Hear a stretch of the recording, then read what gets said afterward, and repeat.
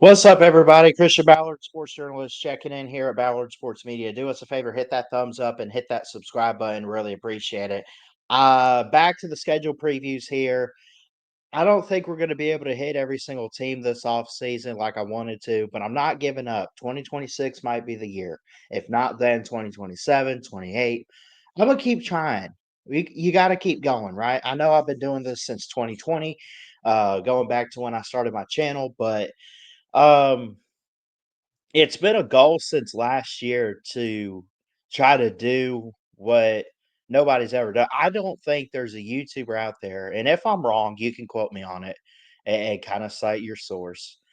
Has any YouTuber out there in the world of college football ever actually done every single college football team previewed in full for the off season? Now, of course, coverage wise, no matter if they bring up the schedule or not, you got guys like Mark Rogers and the voice of college football. You got certain channels out there that cover a certain conference or whatever. But, anyways, all that to say, we're just going to do our best with what we have left of this offseason. We got about a month and a half until um, college football actually begins. So that's really not a whole lot of time. But I am, regardless of how this off season goes with coverage, I'm excited just to get football back in full swing in the fall. So, but today we're going to look at South Carolina. Now, I think I looked at them on a live stream at one point, but I can't remember at this point which one it was, and I don't feel like going back through to try to clip it. So I'm just going to kind of start from scratch here, and we're going to look at South Carolina and what they have coming back in 2025. Look at their schedule. When you look back at last season, they struggled against a team or two that they shouldn't have. 23-19 to Old Dominion uh, in the opener on August 31st.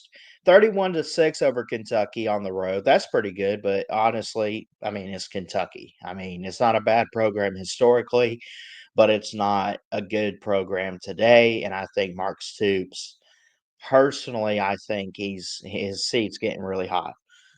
This is make or break for Kentucky. Maybe we'll talk about them later on, or maybe we have. I don't know.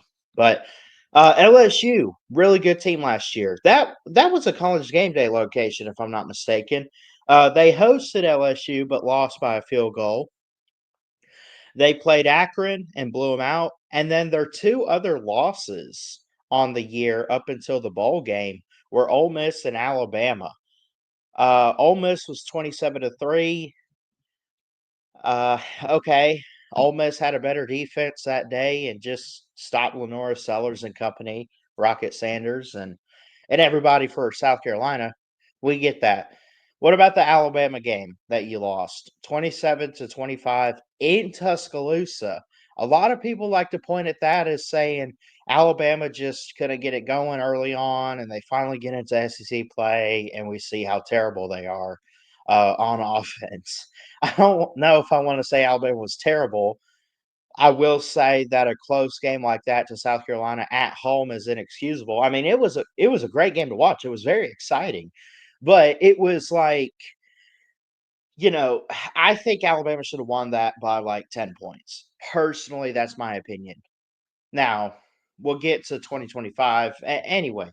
Then South Carolina goes on a run. They beat Oklahoma on the road, Texas A&M. They're chugging along. They're moving. They're going. Vandy, Missouri, Wofford, and they beat Clemson, who did end up making the playoff. But they did go overall 9-4 with the bowl loss to Illinois, but it was really close in the Cheez-It Bowl, the Cheez-It Citrus Bowl in Orlando on New Year's Eve, 21-17. That being said, we move into 2025. You kind of put last year behind you and you move forward for South Carolina. I think that's what you have to do. I think that's what you're going to do if you're South Carolina. You don't care anything about last year. You're not sitting there pulling a Florida State, trying to sue because you had a shot at the playoffs. I mean, come on, you were 9-3. 9-3 is not a bad record for South Carolina, But 9-3 also is not a good enough record to get into the playoffs. Now, had they beaten like Alabama or whoever and gone 10-2 and not got in, I could see a case where they probably should be upset because this was a team that really had it going offensively last year. But it is what it is. Shout out, by the way, to all the South Carolina fans out there, Twisted Rooster, who I haven't seen in a while, but especially guys like Carolina Jackpot. Got to meet him on the cruise this year. That was really cool. Good guy. Go subscribe to him. Love you, Jackpot. All right, let's get into South Carolina's schedule for this year, and we'll blow it up on the screen here. I'll zoom in just a little bit, and I'm kind of seeing this schedule just like you guys are. Just kind of, I don't have it memorized, so I'm kind of finding out about this with you a little bit. They have a neutral site in Atlanta, Chick-fil-A kickoff weekend, Sunday, August 31st against Virginia Tech. They play South Carolina State, Vanderbilt, who was a pretty good Vanderbilt team last year. I think went like 7-5, 8-4 in the regular season. At Missouri, Kentucky, off week, at LSU, Oklahoma, Alabama at home, which is set to be their homecoming game. Time to be announced, but obviously they have these flex time slots here. At Ole Miss, a bye week, at Texas A&M, Coastal Carolina, and Clemson at home. This is, in my opinion, I think it's a favorable schedule.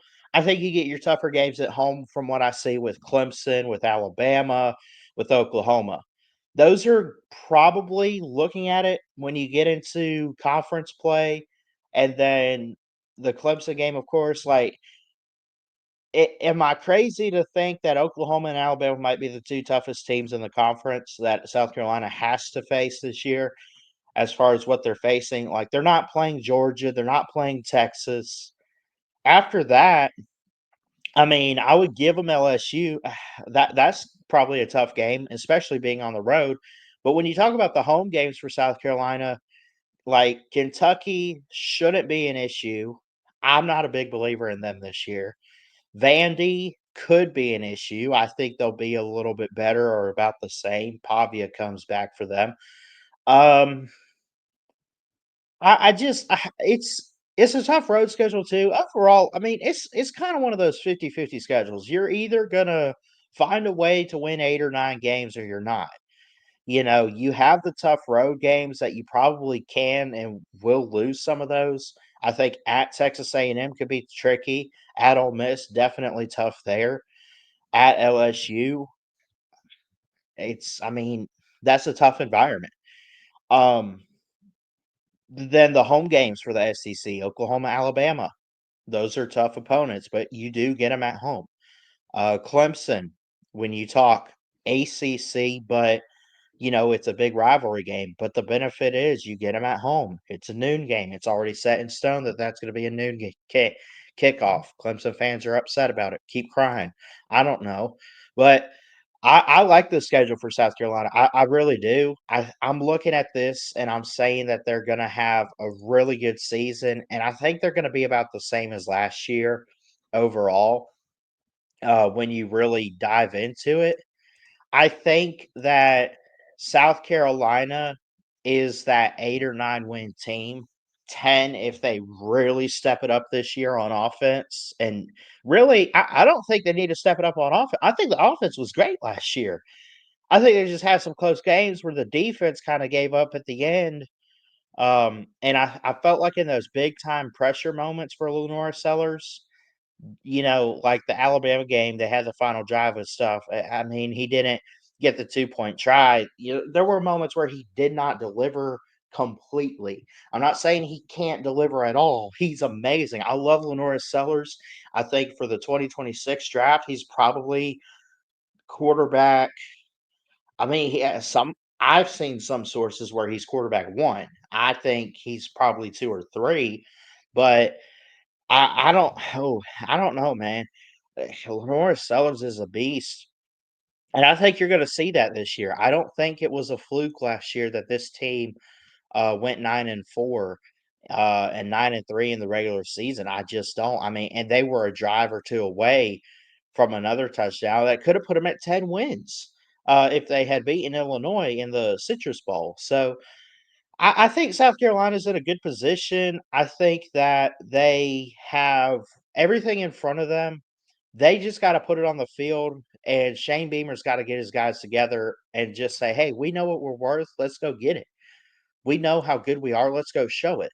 You know, Kentucky should not be a challenge. Vandy could be.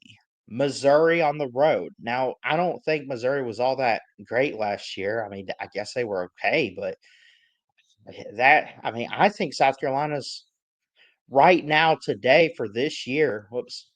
Um, I just think South Carolina should be miles ahead of Missouri and Kentucky. You shouldn't lose those games. You just shouldn't. Like, worst case scenario for South Carolina, they end up 7-5 somehow and miss out on any opportunity for the playoffs because they're dropping games like Kentucky, Missouri, along with their most likely losses of Clemson, Alabama, Oklahoma, whatever. I I don't see that happening this year. I could see that it could, but me personally, I wouldn't pick that. So I'm gonna put you at 9-3. I don't have a banner for the losses in this one. I kind of stopped doing that because you really get into the bold statements of, oh, they're gonna go this, and specifically they're gonna lose to these teams, and then they don't, and they blow that team out, and you just look like an idiot, honestly. But I think South Carolina's about 8 or 9 wins, 10 if they really play their cards right. Gotta hear from you guys in the comments. Let me know, South Carolina fans, what you guys think of your team this upcoming season. Shout out again to Twisted Rooster, who I haven't seen in a while. I hope he's doing okay, him and Mama Tori. And then shout out to Carolina Jackpot, always putting out great content. And again, it was great meeting him on the cruise. But South Carolina's got a really good fan base. I think they're in. Gamecock Chuck too. Can't forget him. Good people. Go subscribe to all those guys on YouTube. But like South Carolina, they got some good fans. They got a really good football program right now. They have seen the worst of days before, and it's also, I mean, are they one of those teams that are unpredictable this year? Are they like you don't know if they're gonna skyrocket to the top? Not like a natty or anything. I don't think we'll go that far, but I mean, are they hitting 10 wins, making a run to get in the playoff, or are they going to flop and just only win 6 or 7 games and be mediocre? That's a really good question. Personally, though, I see 9-3 at most, maybe 10 if you could pull off one of those losses I mentioned. But we'll see. I think South Carolina's in good position. I love you guys. We'll get out of here. Jesus loves you. God bless. And we'll see you next time here at BSM. And as always, at this point, let me know in the comments who I should preview because I'm probably not going to get every team, but I'll take suggestions as always. Love y'all. Have a good one.